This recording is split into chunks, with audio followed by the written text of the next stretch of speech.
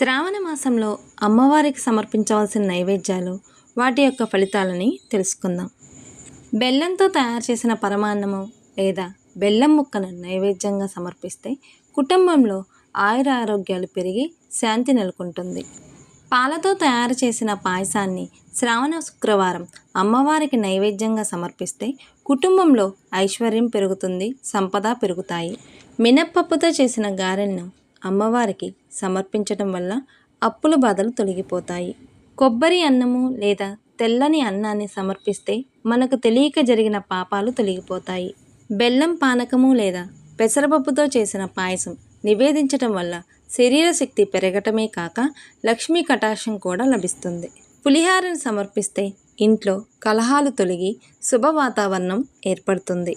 దద్దోజనం అంటే పెరుగన్నం కూడా అమ్మవారికి అత్యంత ఇష్టమైన నైవేద్యం.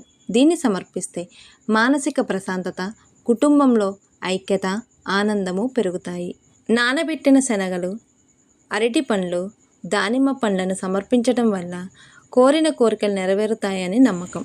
వివాహ ప్రయత్నంలో ఉన్నవారు, ఉద్యోగం కోసం ఎదురు చూస్తున్నవారు బియ్యం పిండితో చేసిన దోశల్ని నైవేద్యంగా సమర్పిస్తే మంచి ఫలితాలు దక్కుతాయి. రవ్వ కేసరిని నైవేద్యంగా సమర్పిస్తే ఉద్యోగంలో ప్రమోషన్లు, వ్యాపార లాభం కలుగుతాయి.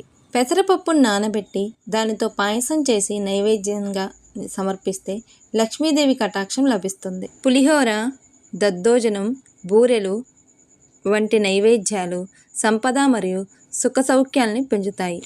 మీకు కనుక ఈ వీడియో నచ్చితే ఒక లైక్ చేయండి, ఛానల్ని సబ్స్క్రైబ్ చేయండి.